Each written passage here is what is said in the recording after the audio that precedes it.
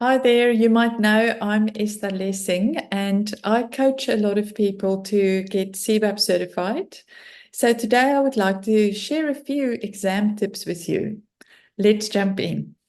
So yesterday I actually had an interesting chat with one of my students where we went through some of his questions around what to do and what to look out for when getting ready and getting serious about preparing for the CBAP exam.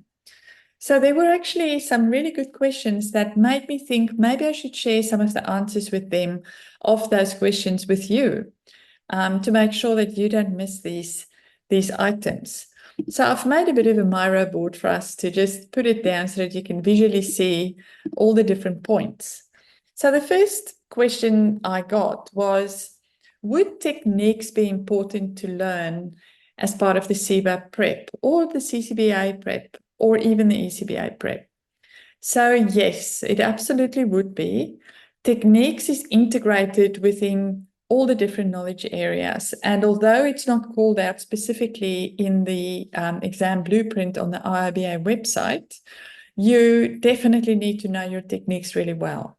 So techniques is essential or are essential on more than one level. And that's my second point, is I'd like to also emphasize that you need to understand the diagrams in the techniques section in chapter 10 of the BABOK guide.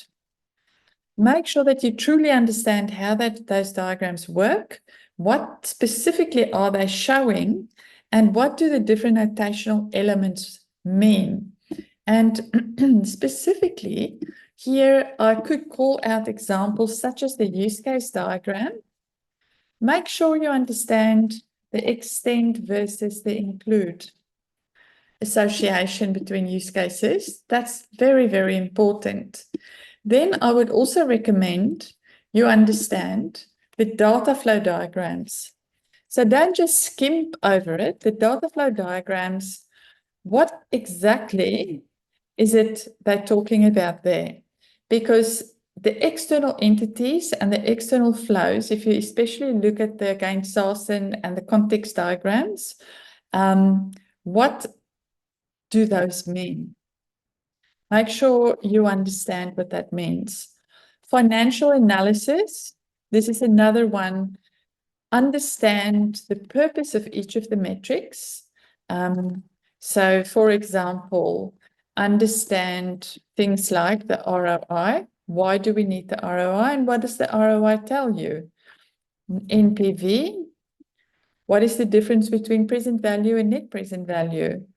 IRR, you might not need it to be calculating IRR specifically, but you certainly need to understand what it is, and so forth. So make sure you go through all of the different metrics. Then let me just correct that minor spelling mistake. Then you also need to look at estimation. So remember to go look at all the different types of estimation that's covered in the BABOK guide and make sure that you've got a reasonably good understanding of each of those. You may get questions relating to estimation. Now, please also focus on the other 46 techniques that's in the BABOK guide. And this is where I get to the next point, where I want you to go and check Appendix B, where there is a mapping of techniques to tasks. And this is a really important one as well. And the reason it's so important, make sure that you understand what is the mapping of techniques to tasks. And then you take each of those techniques and you figure out in your mind, how do I apply this technique in this particular task? Because you will find that some techniques will be slightly different or for different reasons. They are used for different reasons in different tasks. So make sure you understand what those reasons would be by thinking of examples of when you may have done or used this technique. And if you haven't, think of practical examples. Look at the study guides, look at some of the resources available to really delve into that. So in terms of my tips for today, these were the key points that came out of my discussion and I wanted to share with you. So I hope they help you. Let us know whether you've got additional questions. I can potentially make another video, give a few more tips, give a few more ideas, but ask your questions in the group so that we can all get the benefit from each other's learning. Great. So thank you for listening, and I hope these have been helpful.